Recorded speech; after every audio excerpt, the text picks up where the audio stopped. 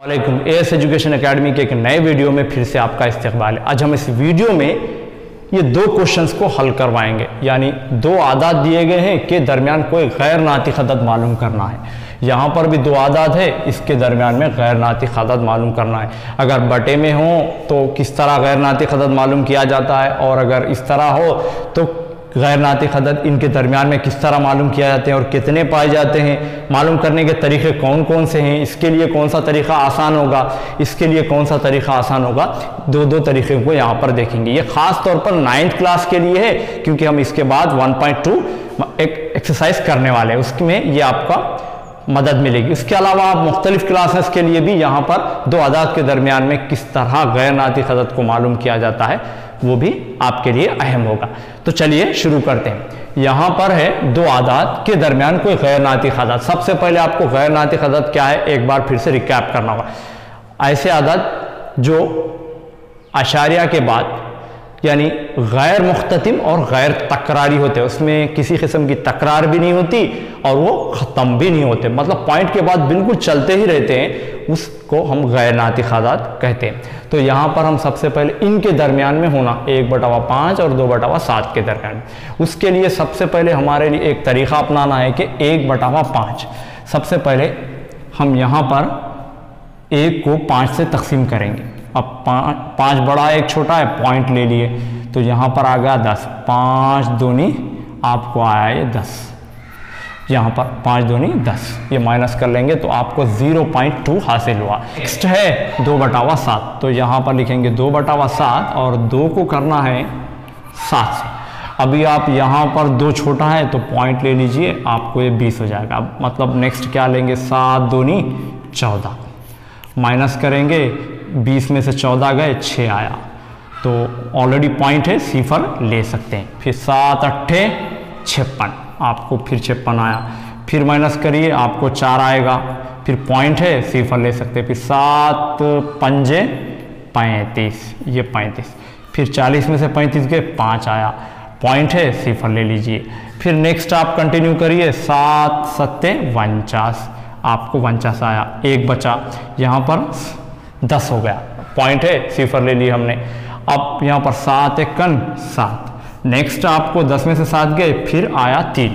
अब 3 मतलब यहाँ पर है सिफर, अब पॉइंट है, सिफर लगा दिए। फिर 7 दूनी हम क्या ले सकते हैं, 14, 7 21, 7 चौक 28, यहाँ पर है 28।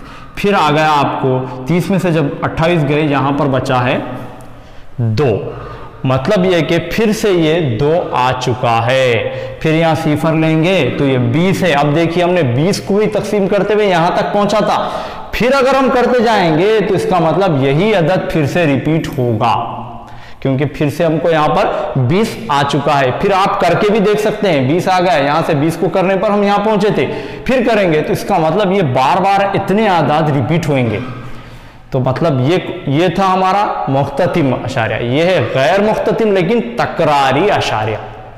अब देखिए ये गैर मुख्ततिम तकरारी, लेकिन गैर नातिक अदद क्या होते हैं, गैर मुख्ततिम होते हैं और गैर तकरारी यानी तकरार भी नहीं होते। अब इन दोनों के बीच में गैर नातिक अदद करना है, तो सबसे पहले यहाँ पर मैं बाजू में लिखता हूँ किसके बीच में मालूम करना है, 0.2 और यहाँ पर है 0.2 8 5 7 1 4, इन दोनों के बीच में हमको गैर नातिक अदद मालूम करना है, नातिक नहीं गैर नातिक।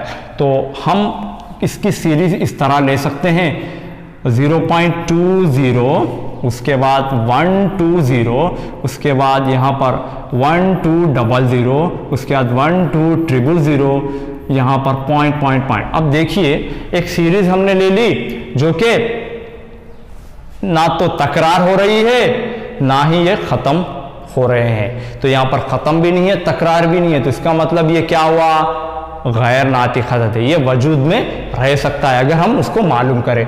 तो यहाँ पर इस तरह हम और भी कई आदाद ले सकते हैं, 0.2 1 3 सिफर, फिर उसके बाद 1 3 डबल सिफर, फिर आपको फिर 1 3 ट्रिपल सिफर। इस तरह हम और भी आपके मर्जी के आदाद यहाँ पर ऐड कर सकते हैं एक सीरीज में, जो कि इन दोनों के बीच में ही रहना। मतलब यहाँ पर है 2 के बाद यहाँ पर रहेगा 0 और यहाँ पर है 2 8। हम चाहे तो और एक अदद ले सकते हैं, जैसे कि 2 6, यहाँ पर 8 है, उसके अंदर ही रहना। 6 ले लिया हमने, 6 2 6 5 3 2, उसके बाद 0, उसके बाद 6 5 3 2 1। इस तरह मुख्तलिफ आदाद को हम सेट कर सकते हैं। ये हमारा एक तरीका हुआ जिसके ज़रिए हम गैर नातिक अदद को दो नातिक के बीच में मालूम कर सकते हैं। अब एक और तरीका है 3 और 4 के दरमियान में एक गैर नातिक अदद मालूम करो।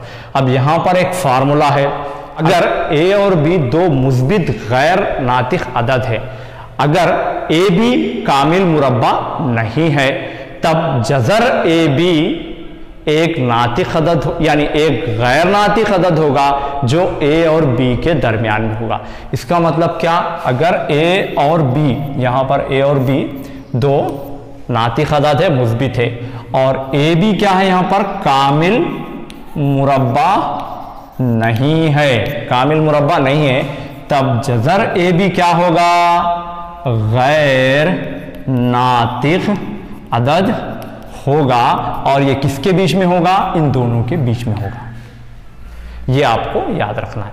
अब इसका इस्तेमाल हम यहाँ पर कर सकते हैं, यहाँ पर भी कर सकते हैं हम। इसके लिए भी हमने ये एक तरीका देखा था, अब यहाँ पर इसके लिए भी इसका इस्तेमाल करेंगे। जैसे कि अब यहाँ पर हम a के बदले में 3, b के बदले में 4, तो उसके लिहाज से हम क्या करेंगे, जैसे कि यहाँ पर मालूम करेंगे जज़र a b।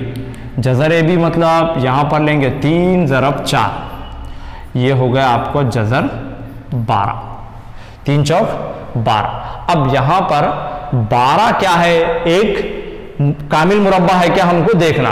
बिल्कुल 12 कामिल मुरब्बा नहीं है। अब आप बोलेंगे कि सर कामिल मुरब्बा क्या है, मैं आपको एग्जांपल देता हूँ। यहाँ पर ये एक अदद 2 है और एक अदद 8 है।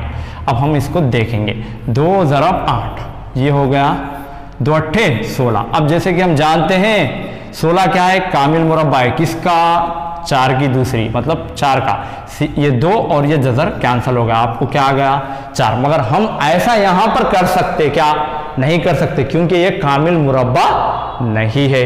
अगर कामिल मुरब्बा है तो वो गैर नातिक अदद नहीं होगा।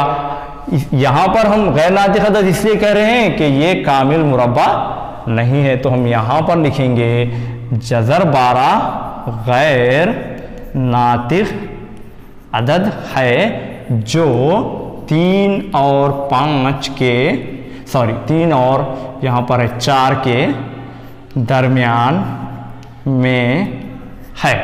अब और भी एग्जाम्पल लेके यहाँ पर देख सकते हैं कि कामिल मुरब्बा किसे कहते हैं और ये कामिल मुरब्बा क्यों नहीं आया। उम्मीद है कि आपको ये दोनों मेथड समझ में आए होंगे। ये एक मेथड है और ये एक मेथड है। इन दोनों मेथड की मदद से हम मालूम कर सकते हैं दो आदाद के बीच में एक गैर नातिक अदद या एक से ज़ायद गैर नातिक अदद। अगर आपको वीडियो पसंद आए तो लाइक करें, शेयर करना ना भूलें। Thank you.